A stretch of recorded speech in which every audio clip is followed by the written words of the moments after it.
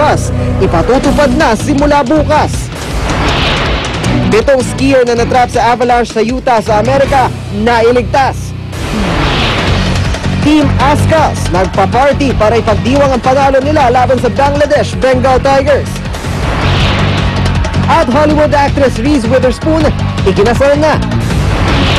Word pahuli, tutok na sa unang balita.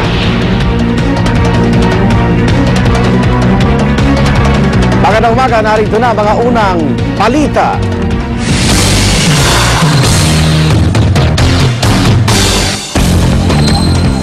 Senador Panfilo Lacson nakatagtang humarap sa isang press con ngayong araw matapos ang mahigit isang taong pagtatago.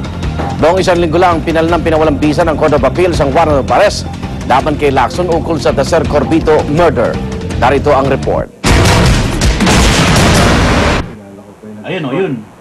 Marami na naghihintay sa muling pagharap ni Senador Panfilo Lacson sa publiko. Gabi nitong Sabado nang dumating sa domestic airport ang pribadong eroplanong sinakyan ni Lacson mula Cebu. Doon dumiretso ang senador na nagmula naman sa Hong Kong. Hindi siya humarap sa media. March 18 nang ilabas ng Court of Appeals Special 6 Division ang pinal na desisyon na nagpapawalang bisa sa arrest warrant laban kay Lacson ukol sa Dacer Corbito murders. Ilang araw pa, inanunsyo ng NBI na pinatanggal na nila ang senador sa red notice ng Interpol. At nitong Huwebes, tumawag ang staff ni Lacson kay Senate President Juan Ponce Enrile para pabuksan ang opisina nito, hudyat ng kanyang pagbabalik Senado. Welcome naman kay Senador Miriam Defensor Santiago ang pagbabalik ni Lacson. Wala naman daw naging ethical violation si Lacson matapos itong mawala na mahigit isang taon. Natural lamang din daw sa tao na magtago kapag may kaso. Hindi pa naman siya na convict ng judicial branch, no? At sa ilalim ng teorya o regulasyon na equality of the three branches of government, hindi kami pwedeng makialam. We'll just presume that he is innocent. Ang Malacanang naman ikinatuwa ang pagbabalik bansa ni Lacson. Ayon kay Presidential Spokesperson Edwin Lacierda, magandang pagkakataon nito para sagutin ng senador ang mga akusasyong ibinabato sa kanya. Masaya rin ang abogado ni Lacson na si Attorney Alex Poblador sa pagbabalik ng senador. Pinatutsadahan din ni Attorney Poblador ang abogado ni Cesar Mancao. Wala raw itong karapatan na pangaralan si Lacson ukol sa pagrespeto sa batas. Para sa unang balita, Dano Tingkong, reporting. Kaugnay balita mga kasama natin live sa studio si Attorney Ferdinand Topacio, ang abogado ni dating Senior Superintendent Cesar Mancao. Attorney Topacio, good morning. Magandang umaga, Igan, at magandang umaga po sa lahat ng mga nanonood. Ikaw ba'y abogadong pinasaringan? Alam niyo po, wala ganyan po talaga no, na magpayo. Tila po absent si Attorney Lacierda. Eskwela ko po yan Tila absent siya yata nung tinuro po sa eskwela na dapat pong sumusunod sa mga lawful orders of the court at kasama po rito ay ang warrant of arrest. At ito pong determinasyon na ito ay void ay unang-una hindi pa pinal. At sino ba man naman makapagsasabi na ito ay magiging ganito ang kahinatnan sa Court of Appeals? Okay. Kung ganyan po pala ang katuwiran ng lahat ng tao, wala na pong dapat sumuko sa batas. Yung mga ampatuan pala, dapat hindi na sumuko sapagkat hanggang ngayon ay kine-question po nila yung validity ng kanilang pagka-aresto. So ganun pa pala. So iba na po pala ang prinsipyo ngayon ng batas at wala na po palagay kung susuko, kung susundin po natin ang sinasabi ng mga taong ito. Anong susunod yung legal na mga hagbangin para sa hinihing katarungan ng pamilya Dacer? Kami po sa panig po ni Colonel Mancao, meron po kaming motion for intervention na as expected ay dinanay po ng Court of Appeals. Kami po ay merong hanggang April 8 upang pong mag-file ng motion for reconsideration. Ang pamilya Dacer naman po ay maaari pong umakyat sa Korte Suprema sa pamamagitan po ng isang petition for review. Okay, ikaw korek ko lang, hindi si Atty. Lacierda yung nagsabing wala kang karapatan na pangaralan si Lacson, kundi si Atty. Alex Poblador. Ay, baka absent din po siya. Absent din. Opo, baka absent din. Okay. Nagkausap na ho ba kayo ni Mancao kung anong reaksyon niya sa pagbalik nitong si Lacson sa Pilipinas? Ay, nag-usap po kami at sapagkat expected naman po namin ito sapagkat ito po namang lumabas ng kamakailan ay motion for reconsideration po at noon pong una ay nagpasya na rin po ang Court of Appeals na wala daw pong probable cause batay daw po sa testimonya ni Ginoong Mancao. Okay. At kami naman po ay whether nandito po si Senador Lacson sa bansa o hindi, ay tuloy naman po at hindi naman po naapektuhan ang aming pong mga legal remedies. So, hindi ibig sabihin nakatitiyak na si Senador Lacson ang babalik sa normal ang buhay niya, attorney?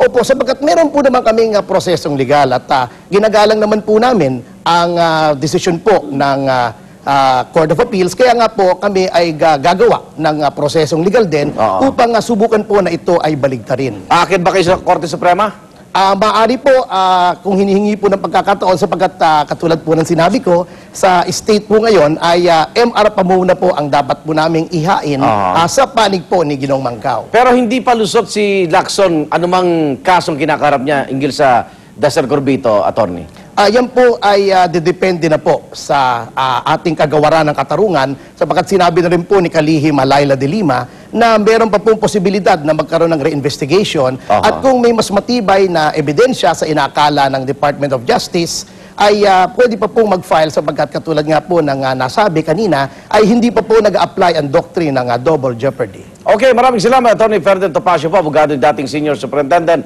Cesar Mangkaw. Walang anuman po. Samantala, pamilya ng 2 sa 3 Pilipinong nasentensya ng bitay nasa China na para makita ang kanilang mga mahal sa buhay. Hindi pa rin nawawalan ng pag-asa ang pamilya Ordinaryo at pamilya Credo na maisasalba pa sa death row ang kanilang mga kaanak. Narito ang report ni Micaela Papa.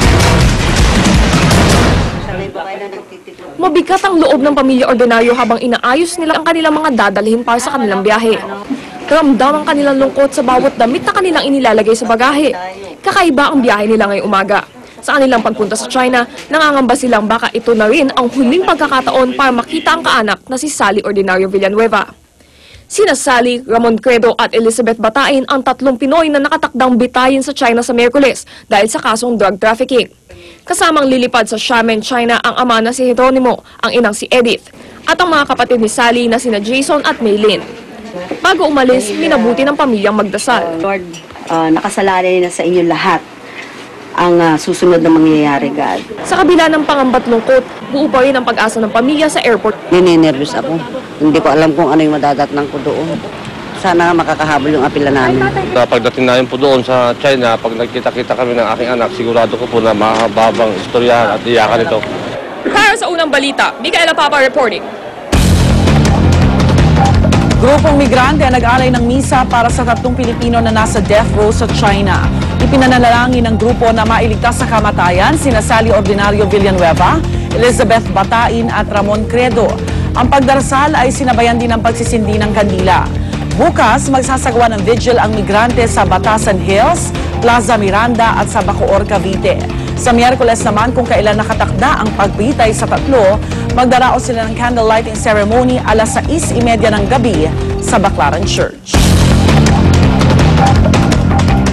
Kaugnay po ng balitang yan, makakasal natin si Noel Novicio, Second Secretary at Consul ng Philippine Embassy sa Beijing, China. Consul Novicio, good morning. Magandang umaga naman po kasamang Arnold at magandang umaga po rin sa ating mga kababayan. Yung sina Sally Villanueva at Ramon Credo, nakausap na huhuba nila yung kanilang pamilya? Kasamang Arnold, ganito po yun. Inaayos natin na makausap as soon as possible ng mga kaanak nila, sina Sally Villanueva, si Ramon Credo at si Elizabeth Batain. Inaayos natin na sana'y makausap sila ng matagal. Pero as of now, hindi pa. Pero ano bang proseso dyan? Pwede sila magkita? Pwede, kasamang Arnold, ganito, ayon sa batas ng China, makikita lamang nila ang kanilang mga kamag-anak, mga relatives, mga mahal sa buhay, on the day itself na katulad sila ng kamatayan. Pero ang ating pong embahada dito sa Beijing, ang ating konsulado sa Xiamen at ang ating konsulado sa Guangzhou ay nakikiusap sa pamahalang China para makausap man lang sila ng matagal kahit na ang inaayos natin ay sana'y isang araw na pag-uusap nila. Okay. Sana'y tayo pagbigyan.